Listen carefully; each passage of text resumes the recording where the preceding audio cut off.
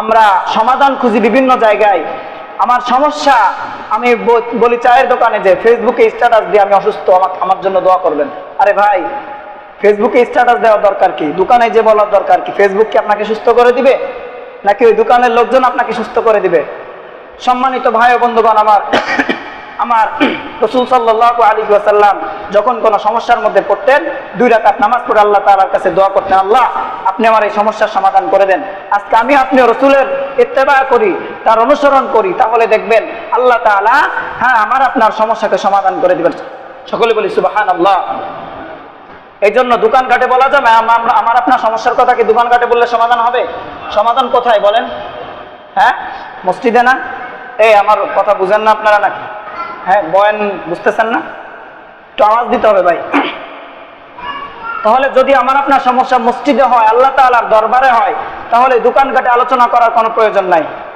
আপনি অসুস্থ হয়েছেন, 2 রাকাত সালাতুল মারিদের নামাজ পড়ে আল্লাহ তাআলার কাছে আপনি অসুস্থতা থেকে রুখসত চান, আল্লাহ আপনি আমাকে সুস্থ করে দেন।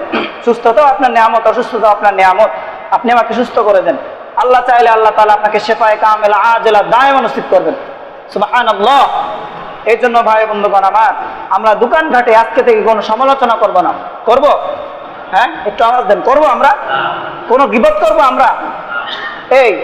আমরা কিন্তু দোকানঘাটে যাই, কথা বলতে বলতে অটোমেটিকলি কিন্তু আমাদের মুখ দিয়ে গীবত বের হয়ে যায়, আমরা টেরও পাই না। কারণ ওই চিন্তা নাই আমাদের ভিতরে যে আমি দোকানে কোন কথা বলতেছি, কাকে নিয়ে কথা বলতেছি, এই চিন্তা আমার ভিতর নাই, আপনার ভিতর নাই। এই জন্য আমরা কি করি? গীবত করে ফেলি। অথচ গীবত অনেক বড় কঠিন গুনাহ। ওয়ালা ইয়াক্তাব বা'দুকুম বা'দা আইয়ুহিব্বু আহাদুকুম আইয়াকুলা লাহমা আখিহি মাইতান ফাকারিহতুমু। আল্লাহ তাআলা বলেন, তোমরা একে অপরের দোষকে অন্বেষণ করো না। তোমাদের মধ্যে কেউ কি তার নিজের মৃত ভাইয়ের গোশত খেতে পছন্দ করো? ফাকারিহতুমু, বস্তুত তোমরা তো অপছন্দই করো। আল্লাহর হাবিব সাল্লাল্লাহু আলাইহি ওয়াসাল্লাম হাদিসের মধ্যে বলেন, আল গীবাতু আশাদ্দু মিনাজ জিনা। একজন মহিলার সাথে অপকর্ম করা থেকেও গীবত মারাত্মক ধরনের গুনাহ। এই জন্য ভাই বন্ধুগণ আমার, গীবত করলে মৃত ভাইয়ের গোশত ভক্ষণ করা হবে, আর ওইদিকে জিনা থেকেও মারাত্মক গুনাহ আমার আপনার আমলনামায় চলে আসবে। এই জন্য গীবত করা যাবে না। নামাজের সাথে সাথে এটাও একটা নসিহা কোরআন এবং হাদিসের পক্ষ থেকে। কারণ হচ্ছে আমরা নামাজ পড়ে দোকানঘাটে যে এই কাজটা বেশি করি। কথা বলেন ঠিক কিনা? দোকানে যে আমরা গীবত করি না বলেন? আপনার যদি চা খাওয়ার প্রয়োজন হয়, আপনি দোকানে যে একটা চা খেয়ে উঠে চলে আসবেন, 1 মিনিটও বসবেন না। হাতে একটা তসবিহ রাখবেন, উঠতে বসতে তসবিহ জপতে থাকবেন। যদি আপনার আমার মৃত্যুটা তসবিহ জপা অবস্থায় হয়, তাহলে কি ক্ষতি আছে? ক্ষতি নাই। উপকার ছাড়া কোনো ক্ষতি নাই। এই জন্য প্রিয় ভাই বন্ধু দোস্ত বুজুর্গ, আপনারা সম্মানিত মানুষ, আল্লাহ তাআলা সম্মানিত বান্দা, আল্লাহ তাআলা আপনাদেরকে আশরাফুল মাখলুকাত হিসেবে দুনিয়ার মধ্যে প্রেরণ করেছেন।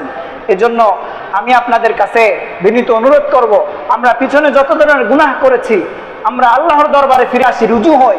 আল্লাহ তাআলার কাছে ফিরে আসার কারণে আল্লাহ তাআলা আপনার এই কাকুতি মিনতি দেখার কারণে আল্লাহ তাআলা আপনাকে মাফ করে দিবেন, এবং পরকালে এই হিসাবে এর জাযা হিসেবে আল্লাহ তাআলা আপনাকে জান্নাত দান করবেন। সকলে বলি সুবহানাল্লাহ। রাজি আছেন ইনশাআল্লাহ?